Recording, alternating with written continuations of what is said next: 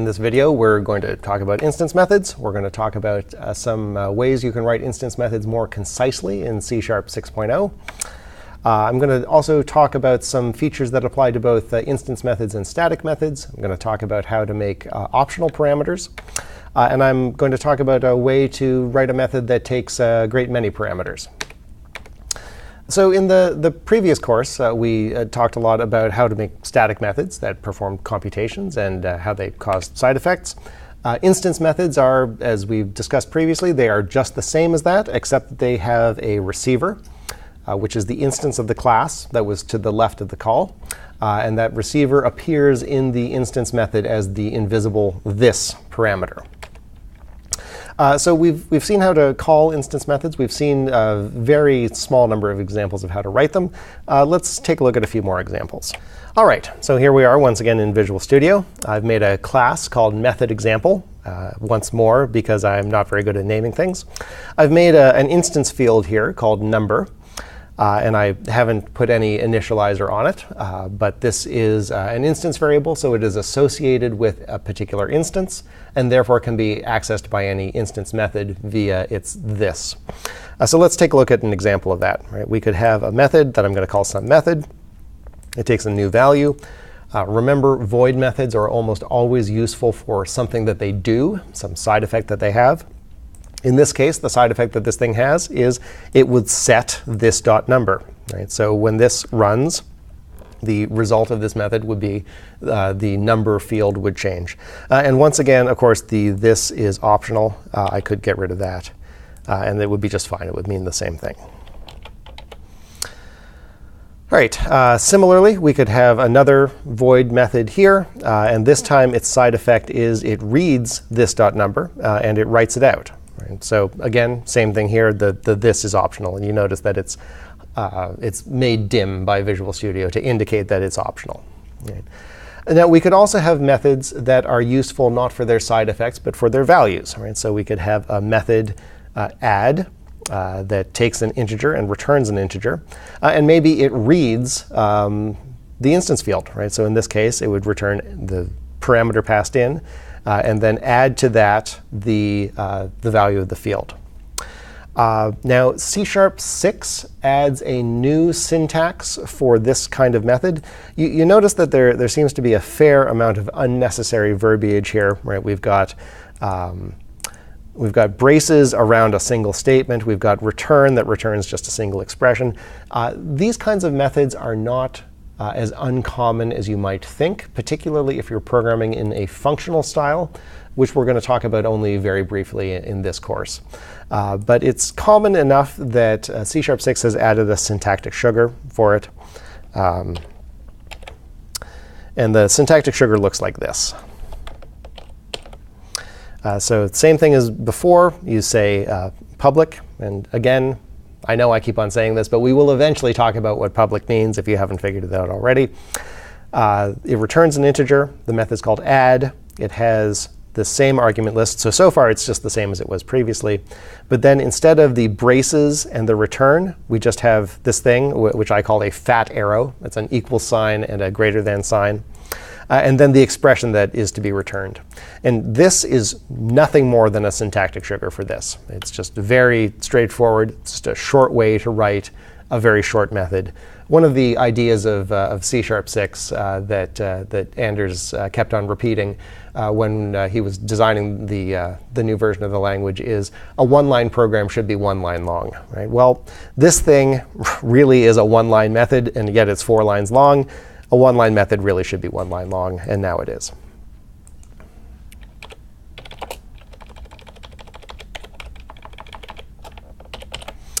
All right. So that's a brief overview of instance methods. I think we've talked about them before. We figured out that this parameter works inside the instance method. It can change the values of the fields, now we know. I want to talk a bit about some features that were added to C# 4 for optional arguments. So we see here that we have a method that I've cleverly called optional argument method. It takes 2 parameters, an integer and a string. And unlike every other method that we've seen, I have x equals 10 here and y equals hello. These look like local variable declarations. They in a sense are local variable declarations. These are the values that these variables will take on if the corresponding parameters are never passed. All right, so let's take a look at some examples. We'll step into the code here. All right, so I'm going to create a new instance of my type. So I've got a new method example here. And now I'm going to call the optional argument method, and I'm going to call it with no arguments whatsoever. Right? And we're going to see what happens. Right? Well, no argument was supplied for x, so it's 10. No argument was supplied for parameter y, so it's hello. And then when I write those things out, I'll write out x and y and whatever the value of this .number is, which is 0 because we've never assigned it. All right, well, that seemed to work. What if I call optional argument method with the argument 12? Well, if we step in here, the first argument was supplied. Right? So x is 12. It's not 10. But the second argument was not supplied. So y is hello. And so we write out 12 and hello. And again, this thing is still 0. And now here's an interesting syntax. Here I have failed to provide the first argument, but I have provided the second argument.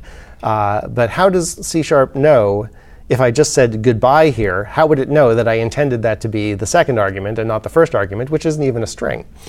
So the way we do that is we say the name of the argument, followed by a colon, then followed by the value we would like it to have. And this can be any expression in here. Right? So now if we step in here, x was not supplied, so it's 10. Y was supplied, so it's goodbye. And so we write those out. All right, so those are optional arguments. Before we go on, a couple things about optional arguments. The optional arguments must start from the end and move towards the beginning. Right? So I could say that this argument was required. Right? And now if I did that, a bunch of this code would now become invalid down here, right? Because this would say there's no argument given that corresponds to the required formal parameter x. Right? Similarly here, x is required. It's not given. But this declaration is perfectly legal. Right? I can say I require x, I don't require y. But it's not legal for me to do it the other way. I can't say, well, if x is not supplied, then give me 10. But you are required to supply y. Right? If we do this, then we get an error saying optional parameters must appear after all required parameters.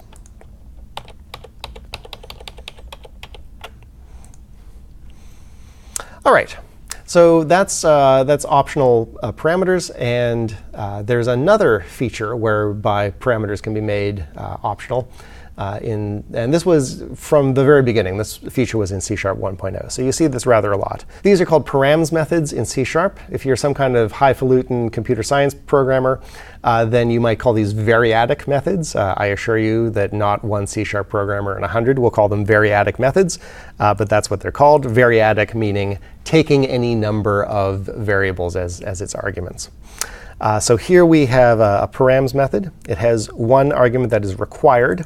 And then here's the magical bit. The second argument must be an array of strings. Well, it can be an array of any type. The second argument, it must be an array of something. And then you use the params keyword before it. Right? Now in here, I'm going to just have a regular ordinary method that assumes that what I've been given is a string and an array. I'm going to check to see if the array is null. If it is null, oh, look, I forgot to use the name of operator here. Name of extras. There we go. I'll write out required, and then I will loop over each variable in the extras array and write it out too. All right, so not a very interesting method. What's interesting here is at the call site. Right? So if I call this params method, then I can call it with any number of strings. I must call it with at least one, because one is required. But I can just keep on putting strings here if I want, right? And 3 or whatever, right? That's all fine. So this line of code here is a syntactic sugar for this line here, right? So what we're doing is we're saying we're going to pass the required string as the required argument. And then for the extras argument, we're going to pass in a new array of strings initialized with these values. Right? So if we step into this code where we're passing in these 3 strings, you see what we get is this one is the string required, and this one is 1 and 2. Right? Extras is not null, and then we just write all these guys out. If we call it using the old-fashioned explicit way of doing it, then everything is just perfectly normal. This thing is a string, and this thing is an array of strings, and everything is just fine. We're in the same situation. Everything works just the way you would expect. All right, so here is an interesting question. What does this do? Here I have passed in none of the non-required strings. I haven't passed in any array at all. Right? What do you think the value of extras is going to be in this case? Well, required is still the string, quote, required. Extras is, what the heck is that? This is an array of 0 size. We may not have seen one of those before. It is legal in C#. It is weird, but it is legal to say, I would like to have an array of strings where there are 0 string variables in that array. And that's one of these. So it's not null. Right? It's a perfectly valid array. It just doesn't have any variables in it. So if we try to loop over that thing, again, it's perfectly valid. There are 0 things in it, so the loop runs 0 times. All right, now here is the one that really bakes people's noodles when they think about it. What does this thing do? There are a couple of ways to think about this. One way to think about it is, well, null is, well, it's not a valid string. Null is by definition not valid. But a string variable can be null. So maybe this is the required argument followed by a single string, which is null. Right? And therefore, we should get an array that contains a single null string. Another way to look at it is to say, well, null is also not a valid array, but a reference to an array can be null. We need an array of strings. Well, let's just use the null reference. One of those 2 things is going to happen. And it turns out that it's the latter that's happened. So C# will say, I see that you've tried to pass in an array. The array was null. And so now I'm going to say, well, that's a null argument exception here. Right? If you wanted to, for some bizarre reason, to say, well, I do want a null string to be here, there's a couple things you could do. One is you could cast this to string. Right? So this is a hint to the compiler that says, this null, I would like you to treat this as a null string, not a null array of strings. Or, of course, you could simply do what we did up here. Right? You could simply say, well, no, I would really like to have a new string array. And I would like that string array to have the value null in it. But this is very rare. This is kind of a corner case. I just thought it was interesting to see how you can sometimes get into trouble with this feature when you least expect it, because null happens to be both a valid value for a string and a valid value for an array of strings. And in fact, it's the only value that has that property. Once again, we see why the words of Sir Tony Hoare are so true. It really was a terrible, terrible mistake, because we can now write mistakes like this into the code. All right, summing up, as we know, instance methods have an invisible this parameter that refers to the receiver. We know that C# 6.0 has a concise syntax for very small methods. Go ahead and use that if it makes you happy. And you can use params methods, and you can use optional parameters, and you can use named arguments when you are building up methods for a particular class. But please do so cautiously. You can very easily get into situations where code is ambiguous, such as the situation that I just showed you. You can very easily get into situations where you think that you are calling one method, but in fact you're calling another. Just try to be cautious if you're going to use named and optional arguments in variadic methods.